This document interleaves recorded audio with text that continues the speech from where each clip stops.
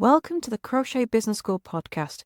I'm your host, Kelly Thomas, and I'm going to help you to make your crochet business dreams a reality, stitch by stitch, without you being chained to your hook and being able to live that lifestyle you've been dreaming of using the power of your crochet.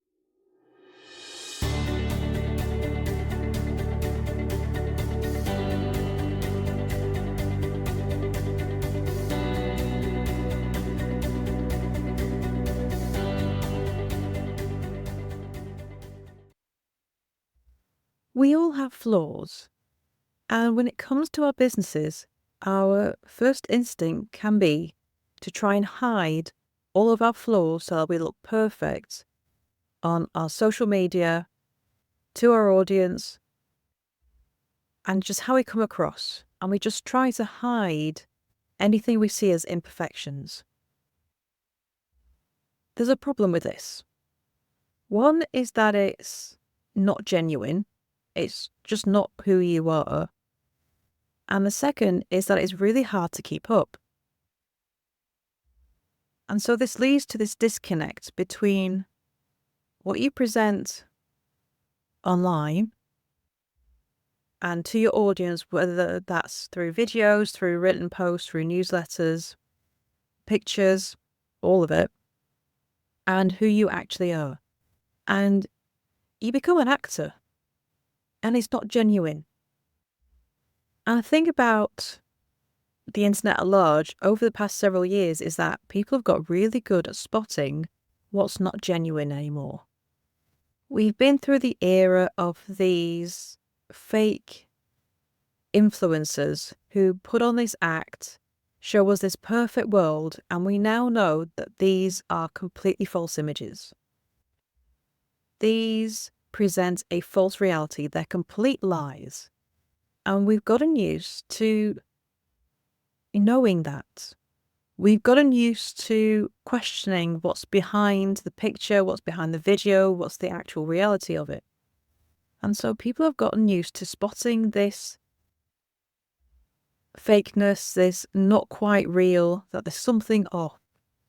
And as long as you are presenting this perfect facade, something is going to be off about the way you show up in your business, the way you show up to your audience, whether it's on social media, on YouTube, through your newsletters. Something is not going to ring true. And that will stop people from buying from you. They may not know what's wrong. They may not know what they feel is off, but there's something. And that stops them in their tracks and means they don't have the confidence to buy from you. But then the other side is true, in that if you don't embrace your imperfections, if you don't embrace what you see as flaws in yourself, it stops you from showing up at all. You may want to create videos for your social media, but you stop because you haven't got the perfect background, because your makeup isn't done, because you didn't wash your hair this morning, because you haven't tidied your house yet, because the dogs are barking, the kids are playing.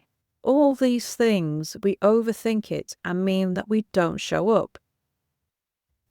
So not embracing who you are, what you feel are your imperfections, by not embracing them, we stall our businesses in two ways. One, by trying to be perfect when we do show up and so give off this weird vibe. And second, by letting those imperfections take over, overthinking everything, and not showing up at all. Whichever way this is going for you, you're going to have a negative impact on your business. The only way to get past both of these scenarios is to embrace your flaws. Embrace your imperfections and show yourself warts and all. Is that terrifying? Yes, it is. I'm not going to deny it. I have fallen victim to this myself. I still do. Because after all, what is on the internet stays on the internet. if we show ourselves, we could get judged. We could end up overthinking it and our anxiety goes into overdrive. Our imperfections make us who we are, but they also make us vulnerable when we show them to the world. So it's not an easy thing to do, but if you can get to the point where you can embrace your flaws, embrace those imperfections, which, by the way, only you believe that they are imperfections, nobody else does. If you embrace them, then you will see your business thrive, because that weird energy will be gone and genuine, authentic you will appear and it will match, and everyone will be happy when they see you, and the energy will no longer be off, and they will have the confidence to buy from you. Embrace those flaws, and your reasons for not showing up on social media, not making those videos, will disappear. And you will show up in your business, you will be there, be seen, and your crochet will start to sell. Embracing those negative feelings about yourself is the only way to get things moving in the right direction, to get your crochet business earning what you need it to earn. I'm not saying it's easy. It's definitely not. But it's something you do have to work on. We are so used to these perfect Instagram feeds that we begin to think if we can't show up like them, this perfect lifestyle, show home style house, everything nice and tidy in its place. If we don't show up like that, then people are going to judge us. They're going to think we're not professional. It's going to look bad. And no one's going to want to know. The truth is that no one's looking at it apart from you. Nobody cares that you don't have Instagram perfect makeup. They're not buying you, they're buying your crochet. They're buying your patterns, they're buying what you've made. They're not buying your image. Nobody cares if you make a video and the background isn't perfect. I mean, look at the amount of TikToks that people make sitting in their cars. Does that stop people from watching these videos? No, it doesn't. How do we know? Well, I bet you've seen a ton of them. I certainly have. People watch the content regardless. Because what matters is the message you're giving in that video. It doesn't matter where you took it. Got a messy background because the kids are running around at the school holidays? Well, say so.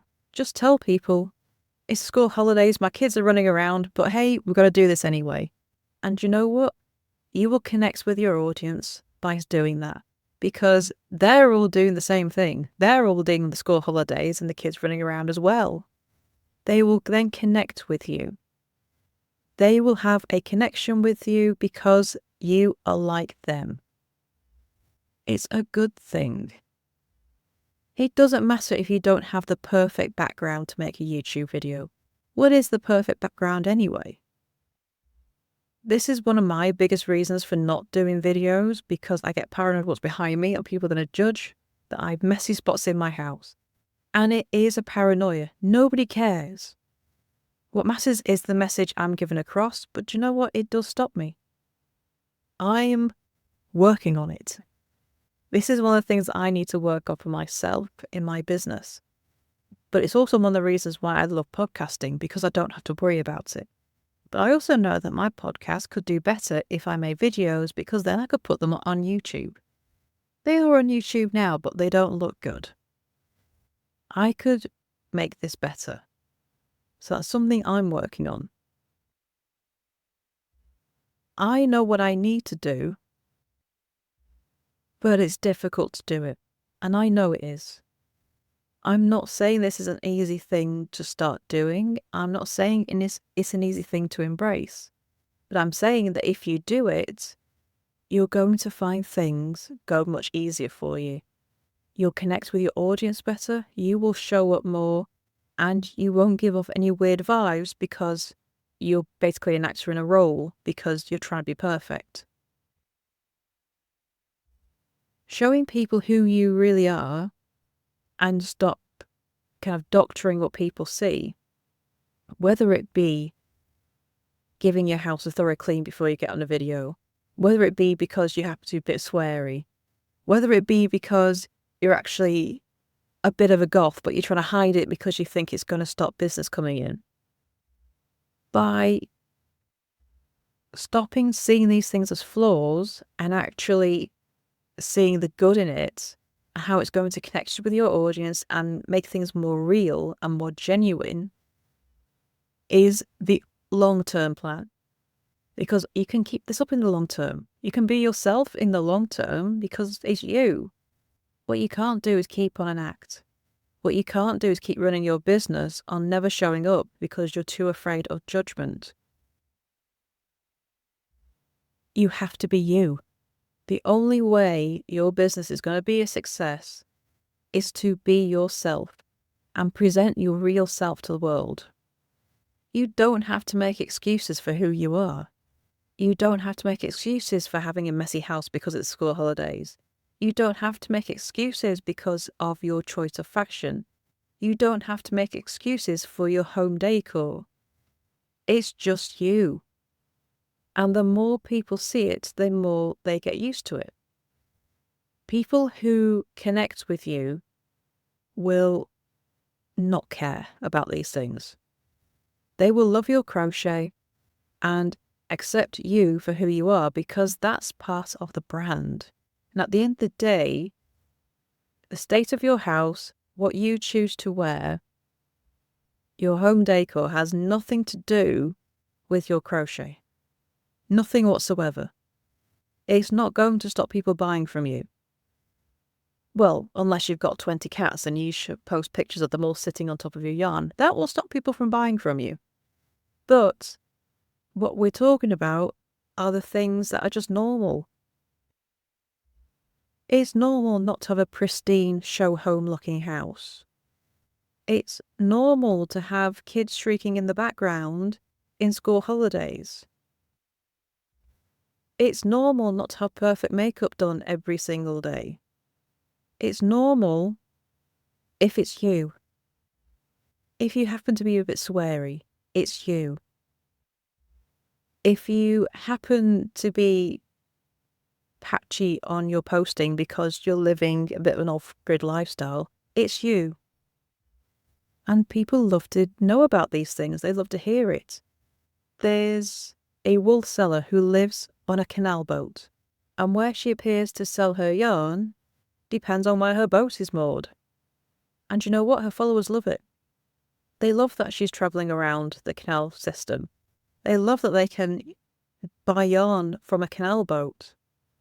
They love that she appears in different places and they'll follow her social media to follow her travels. Does it harm her business because she's weirdly living on a canal boat? No.